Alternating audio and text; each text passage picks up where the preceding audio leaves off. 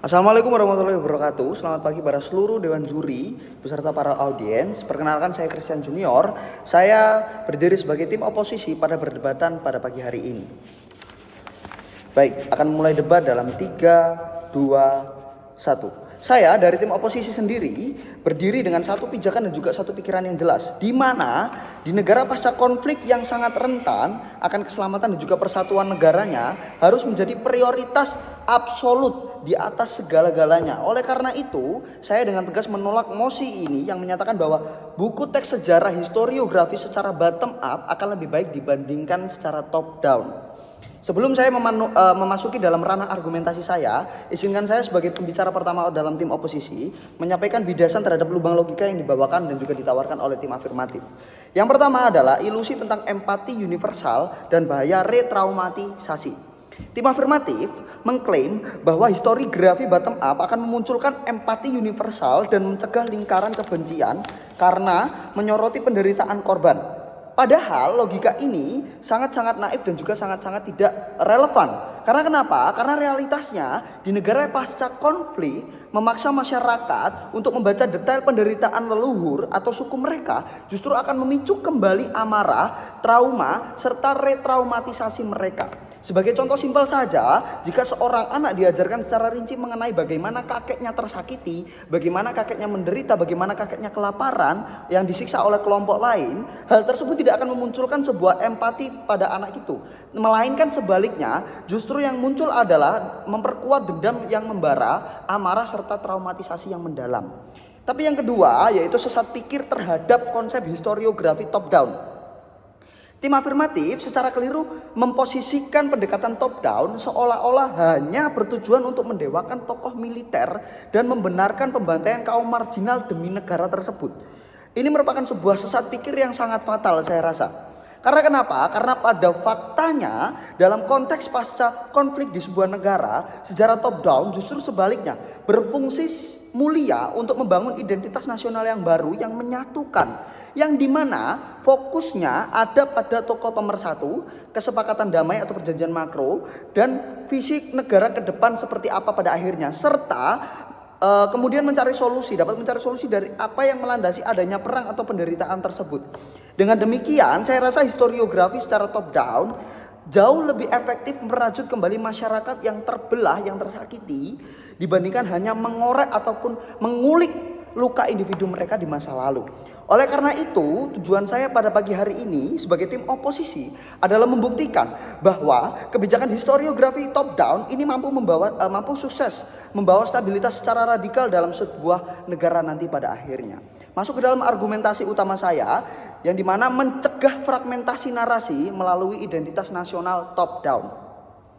Historiografi top down adalah satu-satunya instrumen rasional dan juga efektif untuk mencegah adanya pecahnya identitas negara atau kita sebut sebagai fragmentasi, serta membangun fondasi persatuan yang kokoh di atas masyarakat yang sedang hancur akibat konflik. Kenapa? Ada 3 hal. Yang pertama yaitu tim afirmatif sendiri mengklaim bahwa negara pasca konflik berada dalam kondisi yang sangat rapuh. Tetapi justru hal itulah, karena kerapuhan itulah negara ini sangat membutuhkan suatu narasi tunggal yang menjadi motivasi mereka untuk bersatu, yang menjadi kekuatan mereka untuk kembali menyatakan persatuan dan juga kesatuan mereka. Tapi yang kedua, mengapa bottom up ini sangat berbahaya? Jawabannya jelas, karena pendekatan bottom up pada dasarnya bersifat sangat subjektif dan memicu munculnya ribuan narasi yang saling bertabrakan pada akhirnya, serta menciptakan apa yang disebut sebagai kompetisi saling menjadi korban. Sebagai contoh, jika suku A merasa paling menderita dan kemudian di saat yang sama suku B juga merasa paling tersiksa, mereka akan terus terjebak dalam ego sektarian, di mana tanpa adanya narasi top down yang merangkum sejarah secara objektif dan juga terstruktur, masyarakat tidak akan pernah bisa move on dan juga beralih fokusnya, beralih mindsetnya, dan juga bersatu dalam di bawah bendera suatu negara. Tapi yang ketiga, lebih jauh lagi secara pedagogis, siswa tidak bisa memahami konteks mengapa sebuah penderitaan terjadi. Dalam hal ini merupakan sebuah bottom up terlebih dahulu tanpa memahami struktur geopolitik ataupun keputusan makro secara top down, Sehingga sejarah yang ditawarkan hanya akan menjadi cerita penderitaan tanpa arah jika hanya fokus pada petani yang menderita, pada nelayan yang kelaparan, tanpa menjelaskan kebijakan ataupun latar belakang dari hal itu semua.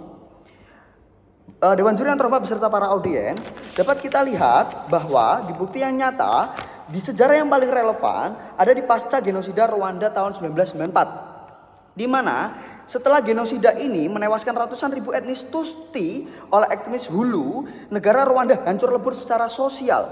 Apa yang dilakukan pemerintah Rwanda di bawah Paul Kagame, pemerintah secara resmi menghentikan dan melarang pengajaran berbasis narasi penderitaan etnis bottom up di sekolah-sekolah karena menyadari bahwa menyoroti detail siapa yang membunuh siapa, siapa dibunuh di mana, dan juga penderitaan itu terjadi dalam seperti apa prosesnya hanya akan melanggengkan dendam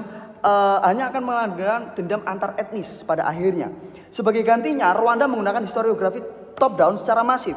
Mereka mengajarkan kebijakan, sebuah narasi makro dari atas ke bawah yang menghapuskan label etnis dan fokus pada membangun negara mereka secara utuh serta visi ekonomi bersama. Datanya jelas bagaimana kebijakan ini sukses membawa stabilitas radikal dalam negara tersebut. Bahkan menurut Bank Dunia juga mengatakan bahwa Rwanda bertransformasi dari negara paling berdarah di Afrika menjadi salah satu ekonomi dengan pertumbuhan yang sangat cepat ataupun tercepat, dengan pertumbuhan PDB di atas 7% per tahunnya, serta tingkat keamanan internal yang sangat jauh di atas rata-rata. Stabilitas ini tidak akan pernah tercapai Dewan Juri jika kurikulum sejarahnya mereka membiarkan siswa mereka menggali luka individual, dalam artian ini bottom up setiap harinya.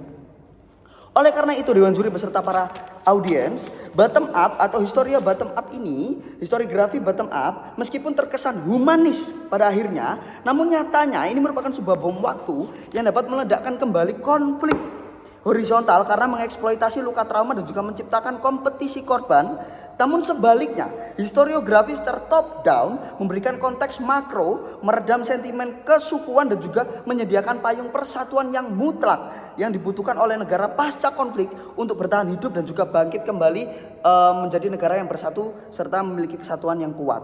Atas dasar argumen yang kokoh dan juga konsisten ini, saya yakin dan percaya sebagai tim oposisi bangga untuk menolak mosi pada perdebatan pada pagi hari ini. Sekian dan terima kasih.